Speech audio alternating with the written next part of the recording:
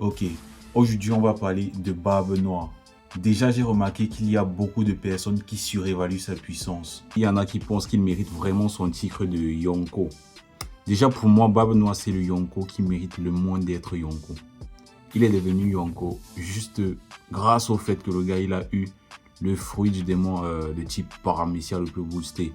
Donc à partir du moment où il a eu ce fruit, le gouvernement mondial se sont dit vas-y, Newgate avec ce fruit il a fait du sale. Son fruit il était clairement monstrueux et c'est en grande partie grâce à son fruit que le mec il était aussi boosté. C'est vrai, Newgate il était déjà boosté, mais son fruit il a apporté beaucoup à Newgate. Et après, les gars ils se sont dit ok, Barbe Noire il a le fruit de Newgate. Newgate pouvait faire du sale avec. Ok, Newgate à la base, le gars il était déjà boosté. Barbe Noire il est probablement pas aussi boosté que Newgate avant d'avoir eu son fruit. Mais là maintenant, Barbe Noire lui, il avait déjà un autre fruit. Donc c'est ça qui a élevé le niveau de dangerosité de Barbe Noire. Le fait que le gars il a eu le fruit du tremblement en ayant déjà un autre fruit du démon, en l'occurrence le fruit des ténèbres. Déjà avoir deux fruits du démon, c'était un truc, c'était du jamais vu. En gros, c'est ça qui a encore fait les gars, ils ont considéré Barbe Noire comme un mec dangereux parce que le gars il avait la capacité d'avoir deux fruits du démon. Il avait carrément la capacité de faire apparaître un fruit du démon qui venait de disparaître entre guillemets, on va dire ça comme ça, où il voulait. Il a fait avec le fruit de Barbe Blanche. Barbe Blanche, le gars venait à peine de se faire éteindre, le gars venait à peine de mourir. Titi, il a fait apparaître son fruit du démon, il a fait un rite un peu bizarre. Et le gars, il a eu son fruit du démon, il a mangé son fruit du démon devant tout le monde. Donc en vrai, c'est un peu ça qui a fait. Le gouvernement mondial s'est dit, doucement, ce gars, il peut être dangereux. Parce que ce qu'il avait fait, ce qu'il a fait à ce moment-là, c'était un truc de ouf. Donc c'est pas vraiment par sa puissance que Teach, il est devenu un Yonko. Et je parle de Teach et je parle du fait que c'est pas par la puissance qu'il est devenu Yonko. Pour attaquer un sujet, en gros, le combat Teach contre l'eau. J'ai remarqué qu'il y a beaucoup de personnes m'ont dit que Teach, il aurait battu l'eau en 1v1. Mais jamais de la vie. Teach contre l'eau, 1v1 pur. Teach, il a aucune chance. Quand je dis là aucune chance, j'exagère peut-être. En gros, Teach et l'eau, ils ont autant de chances l'un que l'autre de remporter le combat. Et en vrai, carrément, dans le combat Teach, donc l'équipage de Teach contre l'équipage de l'eau entre guillemets, parce qu'en vrai, l'eau, dans son équipage, en termes de combat, on dirait le gars, il est tout seul. Parce que les gars de son équipage ne sont pas vraiment axés combat et tout ça. Et venez même pas me parler de Beppo. C'est vrai, Beppo, il sauve l'eau après. Quand l'eau il se fait battre entre guillemets par Teach, il sauve l'eau, il réussit à exfiltrer l'eau du champ de bataille. Mais en vrai, concrètement, pendant le combat, donc quand les gars ils se battaient, qu'est-ce que Beppo il a vraiment apporté au combat? C'est vrai, il a fait quelques prises de kung fu comme il a l'habitude de le faire, mais concrètement, le gars il a rien fait de si impressionnant que ça. Dans l'équipage de l'eau, il y a presque personne qui sait se battre. Donc, question puissance dans son équipage, l'eau représente, pour moi, l'eau, il représente au moins 90% de la puissance de son équipage. Donc, en gros, pour moi, ce combat, donc l'équipage de l'eau contre l'équipage de Teach, en vrai, c'était pas vraiment un combat équipage contre équipage. Pour moi, c'était plus un combat l'équipage de Teach contre l'eau. Parce qu'en vrai, les autres membres de l'équipage de l'eau, ils n'ont pas vraiment apporté un truc concret. C'est vrai, question stratégie de bataille, les gars, ils sont intervenus. Je ne veux pas nier ce fait-là. Mais je parle là de la force de frappe de l'équipage. Puissance et tout ça.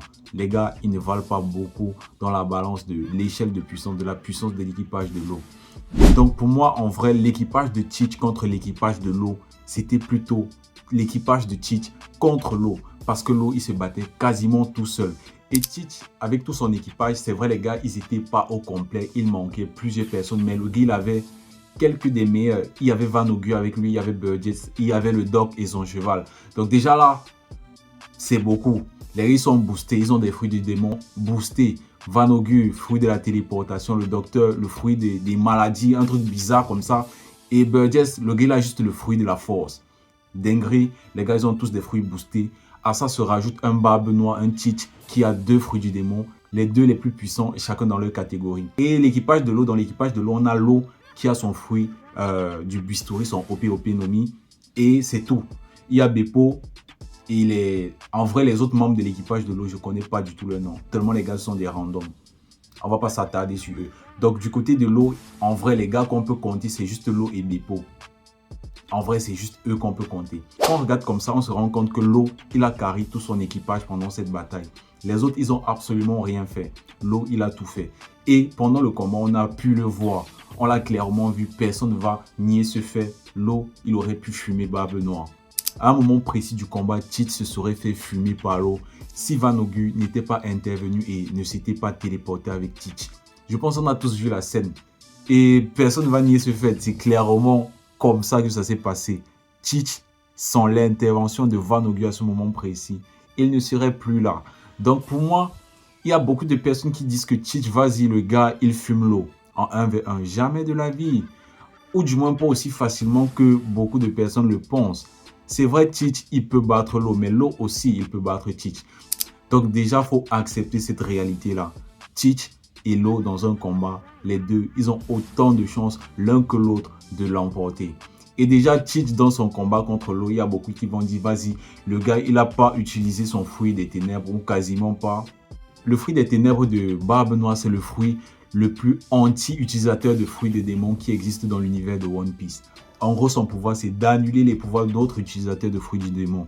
Donc, techniquement, Barbe Noire contre un utilisateur de fruits du démon, il est censé être invincible parce qu'il en a deux. Il en a un qui lui permet d'annuler le pouvoir de son adversaire. Il en a un autre qui lui permet juste d'atomiser son adversaire après avoir annulé ses pouvoirs. Donc techniquement, Barbe Noire, dans cette configuration-là, il est invincible pour un autre utilisateur de fruits du démon.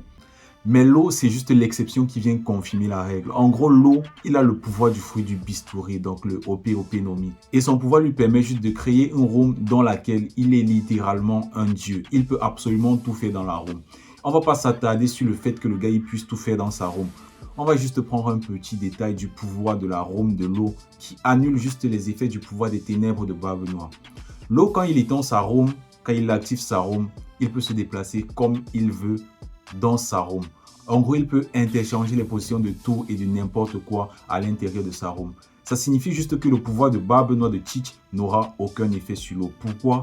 Barbe Noire, pour annuler le pouvoir d'un utilisateur de fruit du démon, il doit entrer en contact avec l'utilisateur en question.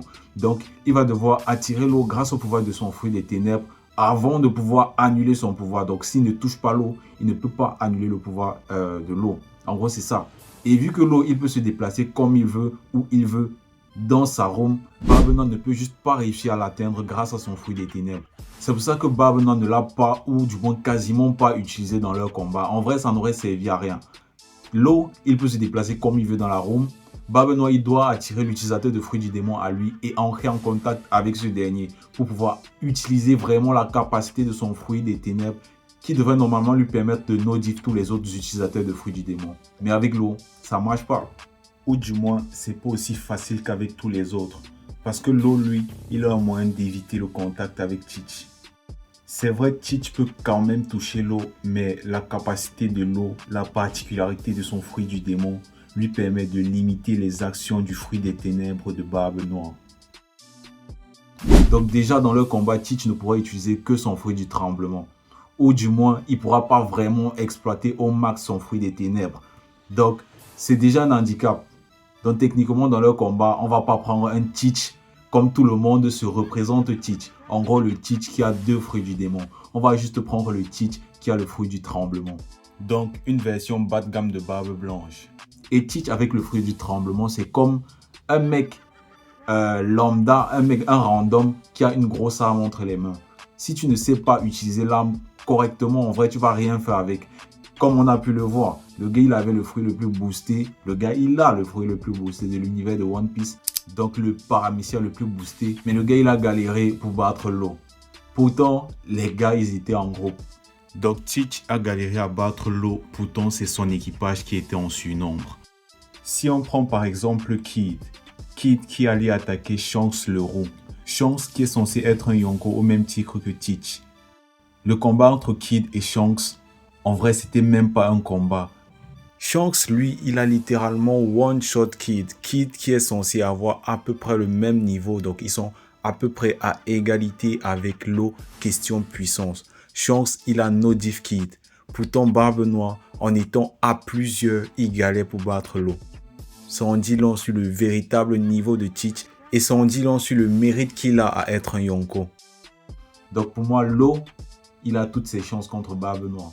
Et ceux qui vont dire que Barbe Noire c'est un empereur, comme j'ai dit au début de la vidéo, Barbe Noire c'est le mec parmi les Yonko qui mérite le moins d'être un Yonko. Il est Yonko juste parce que ce qu'il a fait pour devenir Yonko était trop ouf. Le gars il a réussi à faire apparaître un fruit du démon. Déjà ouf. Comment il a fait ça? L'interrogation. Son niveau de dangerosité augmente, donc pour le gouvernement, Barbe Noire devient plus dangereux. Et après, le gars il a mangé un deuxième fruit du démon. Comment il a fait ça? Personne ne l'avait jamais fait. Normalement, manger 2 fruits du démon, c'est impossible. Mais lui, il a réussi. Encore un mystère sur lui. Raison pour laquelle les gars, ils lui ont donné ce titre en vrai de vrai. Généralement, les empereurs sont nommés en fonction de leur niveau de dangerosité. Donc, plus tu es dangereux, plus tu as de chances d'être un empereur. Et la dangerosité ne se mesure pas juste avec la puissance brute de quelqu'un. Un gars comme Luffy, c'est l'un des rares empereurs qui est empereur en grande partie grâce à sa puissance à lui. On l'a vu dans son parcours. Luffy est devenu empereur majoritairement grâce à ses exploits en mode, grâce à ses victoires contre d'autres pirates très puissants. En gros, pour conclure, un combat opposant Teach à Law, c'est pas forcément un combat perdu d'avance pour Law. Law, il aura toutes ses chances. Dis-moi ce que tu en penses en commentaire et n'oublie pas de lâcher un like, de partager, de t'abonner, d'activer les notifications pour ne pas rater la prochaine vidéo. C'était FK, sur ce, ciao.